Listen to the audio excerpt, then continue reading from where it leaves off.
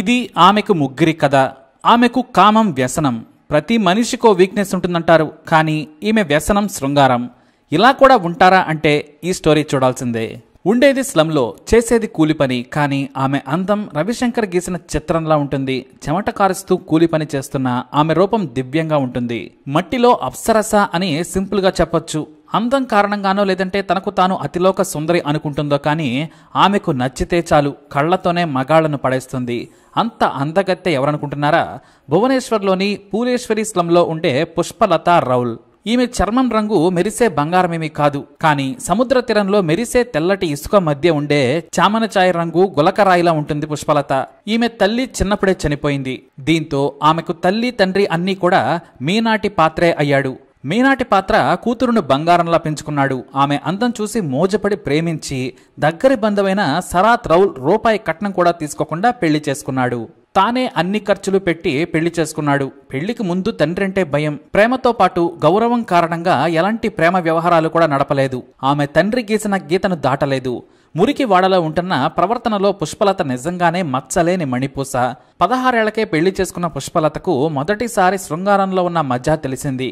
ఆ తర్వాత దానికి బానిసైపోయింది. అయితే 20 ఏళ్ల వయసులోనే ఉన్న ఆమె భర్త సరాత్ కూడా ఆమెకు కావలసినంత సుఖాన్ని ఇచ్చాడు. కానీ ఆమె ఆకలి సరాత్ ఎప్పటికీ తీర్చలేనిది. బతకడానికి పని చేయాలి కాబట్టి ఆమె పనిలో పడి తన కోరికలను మరిచిపోయేది. రాత్రైతే మాత్రం ఈ మోడర్న్ క్లియోపాత్ర తోడు కోరుకునేది. ఆమెను పిచ్చిగా ప్రేమించిన సరాత్ సుఖపెట్టాడు. కాకపోతే బెడ్ పై ఆమె వింత ప్రవర్తన చూసి చిరాకు పడేవాడు.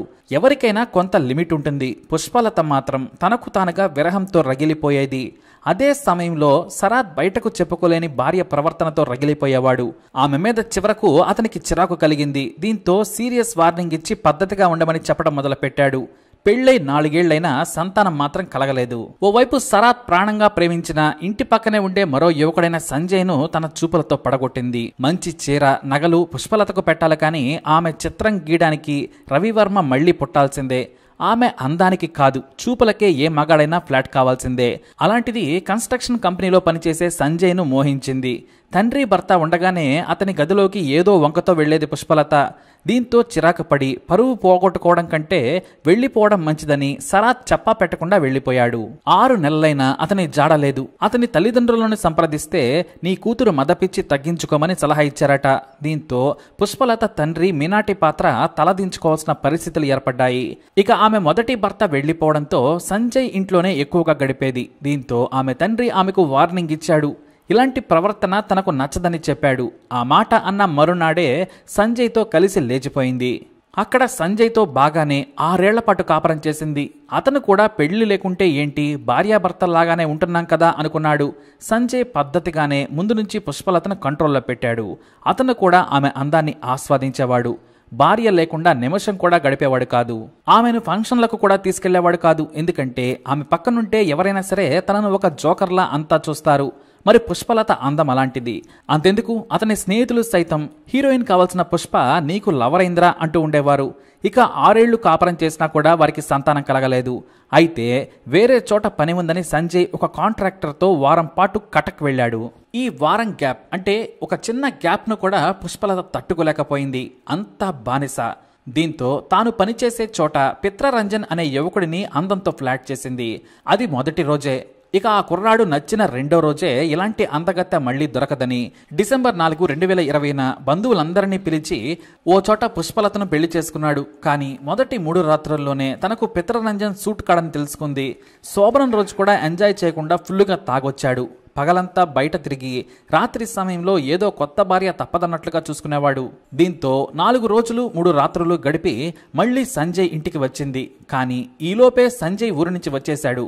కొత్త చీరలు, కొత్త నగలు చూసి పుష్పలతను నిలదీశాడు. చేసేదేమీ లేక తాను పిత్రరంజన్ను పెళ్లి చేసుకున్నానని చెప్పింది. ఆ కుర్రాడు సంజయ్ కిందే పనిచేస్తాడు. మరి శోభనం అయిపోగానే వచ్చేసావా అని బూతులు తిట్టడం మొదలుపెట్టాడు సంజయ్. దానికి మరి నువ్వు పెళ్లి చేసుకోకుండా నీతోనే జీవితాంతం ఎలా ఉంటానని ప్రశ్నించింది. పెళ్లి మాత్రమే చేసుకోలేదు, నీకు ఏనాడైనా ద్రోహం చేశానా? కూలి పనులు కూడా మానిపించి సుఖపెడుతున్నాను. ఇంతకంటే ఏం చేయాలి? మనం సొంత ఇల్లు కట్టుకున్నాక మా ఊరు తీసుకెళ్తాను కదా అన్నాడు. ఆమె తప్పయింది అని చాలా సింపుల్గా సంజయ్కు చెప్పింది. కానీ సంజయ్ ఆమె మీద విరక్తి చెందాడు. పని మీద ఊరెళ్తే మరొకడిని పెళ్లి చేసుకుని 3 రాత్రులు గడిపి రావడం అనే ఆలోచనే తట్టుకోలేకపోయాడు.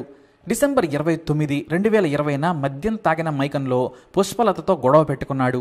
ఆ సమయంలోనే తాను ప్రాణంగా ప్రేమించినా మోసం చేస్తావా, నీకు మనసెలా వచ్చిందని పుష్పలత గొంతు నులిమి చంపేశాడు సంజయ్. ఆ తర్వాత రాత్రి 1 గంట సమయంలో తన స్నేహితుడు శ్రీకాంత్ దాస్ అలియాస్ చెంగుని పిలిచాడు. విషయం చెప్పి బోరుమన్నాడు. శవాన్ని మాయం చేసేందుకు సాయం చేయాలని చెంగు చేతులు పట్టుకుని ఏడ్చాడు సంజయ్. తనకు పుష్పలతను చంపాలని లేదు, కానీ ఆమె కామపిచ్చి శృంగారం కోసం ఎంతకైనా తెగిస్తుంది. నాకు తెలిసే ఇలా వెళ్ళిందంటే తెలియకుండా ఎంతమందితో తిరుగుతుందోనని అనుమానం వ్యక్తం చేశాడు. ఇక చెంగు చిన్నప్పటి నుంచి కలిసి తిరిగిన స్నేహంతో తన బాస్ బొలెరో వాహనాన్ని తీసుకొస్తానని చెప్పాడు. ఈలోపు శవం మీద ఫింగర్ ప్రింట్స్ లేకుండా పారేసేందుకు హ్యాండ్ గ్లౌస్తో పాటు సర్జికల్ కత్తులను కొనుక్కొని రావాలని కూడా చెప్పాడు. చీకట్లోనే హ్యాండ్ గ్లౌస్ దొరికాయి, కానీ పదునైన కత్తులు దొరకలేదు. దీంతో ఇంట్లో ఉన్న చికెన్ను కట్ చేసే పదునైన కత్తిని షార్ప్గా చేశాడు సంజయ్. ఆ కత్తితో మొండాన్ని తలను వేరు చేశాడు. ఆ తర్వాత ఎవరూ చూడని సమయంలో వేగంగా పుష్పలత బాడీని బొలెరో వాహనంలో వేసుకుని అంధారావు హైవే పక్కన పొదల్లో పడేశారు. వేరు చేసిన తలను మరో సంచిలో వేసుకుని దగ్గరలోని అడవిలో పడేసి వచ్చారు. ఆ తర్వాత దారిలో మద్యం కొనుక్కొని దాబాలో ఫుల్లుగా తాగి తిని అదే వాహనంలో తెల్లారే వరకు పడుకున్నారు. ఉదయం భువనేశ్వర్ వచ్చి వాహనాన్ని చెంగు బాస్ ఇంట్లో పెట్టి తమ స్వగ్రామానికి పారిపోయారు. ఇక అదే రోజు ఉదయం ఒక పశువుల కాపరి తలలేని బాడీని చూసి భయపడి పోలీసులకు ఫిర్యాదు చేశాడు. దీంతో సిటీ క్రైమ్ బ్రాంచ్ను హ్యాండిల్ చేయాలని డీజీపీ ఆదేశించారు. తలలేని మొండెం ఎవరిదో గుర్తించడం పోలీసుల వల్ల కాలేదు. దీంతో ఏం చేయాలో వారికి తెలియలేదు. ఢిల్లీ ఎయిమ్స్కు పంపి DNA పరీక్షలు చేయించారు. ఒక్క మిస్సింగ్ రిపోర్ట్ కూడా పోలీసులకు రాలేదు. పాత కేసులతో పోల్చడానికి ఛాన్సే లేదు. కొత్తగా బాడీ, అది కూడా హత్య చేసి 24 గంటలు కూడా కాలేదని పోస్ట్ మార్టంలో తేలింది. రాష్ట్రం మొత్తం మీద మిస్సింగ్ కేసులు చూసినా ఫలితం లేకుండా పోయింది. అన్ని మీడియాల్లో ఈ వార్త వచ్చినా ఎవ్వరూ పట్టించుకోలేదు. సరిగ్గా పుష్పలత చనిపోయిన 14వ రోజు ఆమెకు ఫోన్ చేశాడు తండ్రి మీనాటి పాత్ర.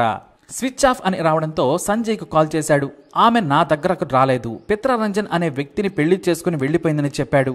తన కూతురు కోసం మీనాటి పాత్ర వెతుకుతుండగానే ఆమె కొత్త భర్త పుష్పలతను నాతో పంపండి మావయ్య అంటూ పిత్రరంజన్ అతని కాళ్ల మీద పడ్డాడు. అసలు ఈ పిత్రరంజన్తో పుష్పలత పెళ్లి జరిగిన విషయం కూడా అతనికి తెలియదు. పుష్పలత నా దగ్గర లేదు, మీ ఇంట్లో ఉందని సంజయ్ చెప్పాడని మీనాటి పాత్ర అన్నాడు. అతనెవరు అని పిత్రరంజన్ అడగడంతో అతను పుష్పలత రెండో భర్త అని చెప్పాడు. దీంతో పిత్రరంజన్కు ఫ్యూజులు ఎగిరిపోయాయి. నాతో పెళ్లి కాలేదని, ఇదే మొదటి పెళ్లి అని చెప్పి పుష్పలత నన్ను పెళ్లి చేసుకుందని పిత్రరంజన్ ఆమె తండ్రిపై సీరియస్ అయ్యాడు. ఆ తర్వాత పోలీసులకు కంప్లైంట్ చేద్దాం పదా అన్నాడు. నేను రానని పుష్పలత తండ్రి చెప్పాడు. నువ్వు రాకుంటే ఆమె కనిపించడం లేదని నన్ను అనుమానిస్తారు, నువ్వు రావాలని పిత్రరంజన్ ఒత్తిడి చేయడంతో ఇద్దరూ కూడా పోలీసులకు ఫిర్యాదు చేశారు. తమ కూతురు కనిపించడం లేదని ఫోటో ఇచ్చి భువనేశ్వర్లోని కాందగిరి పోలీసులకు ఫిర్యాదు చేశాడు పుష్పలత తండ్రి.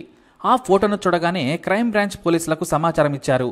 వాళ్లు ప్రభుత్వ ఆసుపత్రిలో మార్చరీలో ఉన్న తలలేని మొండాన్ని చూపించి గుర్తుపట్టాలని కోరగా తన కూతురిదేనని చెప్పి విలపించాడు పుష్పలత తండ్రి. తనకున్న గుర్తులతో అతను సరిపోలి చూశాడు. ఆ బాడీ ఆమెదే. ఇక మీకు ఎవరి మీద అనుమానం ఉంది అంటే తమకు సంజయ్ మీద అనుమానం ఉంది అని అతను చెప్పడం జరిగింది. దీంతో ప్రత్యేక బృందాలు సంజయ్ కోసం గాలింపు చేపట్టారు. అతని ఫోన్ స్విచ్ ఆఫ్ అని ఉండడంతో అతనే హంతకుడని గుర్తించారు. 10 మంది పోలీసుల బృందం ఇంటెలిజెన్స్ సాయంతో తన సొంత గ్రామమైన దసపల్లాలో మూకుమడిగా దాడి చేసి సంజయ్ను అరెస్టు చేశారు. అక్కడే స్థానిక పోలీస్ స్టేషన్లో పోలీసులు ట్రీట్మెంట్ ఇవ్వడంతో క్లియోపాత్ర పుష్పలత స్టోరీ మొత్తం చెప్పుకొచ్చాడు. నేను ప్రేమించిన నన్ను మోసం చేసింది, ఆమెకు శృంగార పిచ్చి, అయినా నాకు అదే నచ్చింది. అందం తెలివి ఉన్న నిలకడ సహనం లేదు. కోరికలను అణుచుకోవడం ఆమె వల్ల కాదు. అయినా నేను ఆమె అందానికి మంచితనానికి మురిసిపోయి తనతోనే ఉన్నాను. కానీ నా ప్రేమను మోసం చేసిందని కోపంలో చంపేశానని చెప్పాడు. ఇక అడవిలో తలను విసిరేశానని లొకేషన్కు తీసుకెళ్లినా అది దొరకలేదు. క్రూర మృగాలు ఎత్తుకెళ్లి ఉంటాయని పోలీసులు భావించారు.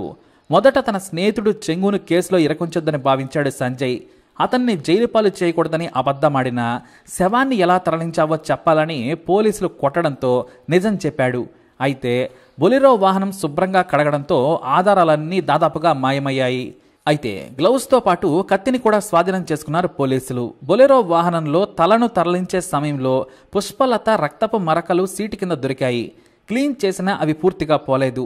వాటి నుంచి ఆధారాలు సేకరించి నిందితులను జైలుకు తరలించారు పోలీసులు. అయితే పుష్పలత అంత్యక్రియలకు మొదటి భర్త శరత్, కొత్త భర్త పిత్రరంజన్ కూడా హాజరవడం విశేషం. అలా ఈ శృంగార దేవత కథ విషాదంగా ముగిసింది. మరి ఈ మోడర్న్ క్లియోపాత్రపై మీ అభిప్రాయాన్ని కమెంట్ ద్వారా తెలియజేయండి. అలాగే ఇలాంటి ఇన్ఫర్మేషన్స్ కోసం ఈ వీడియోని లైక్ చేయండి, షేర్ చేయండి, మా ఛానల్ని సబ్స్క్రైబ్ చేసుకోండి.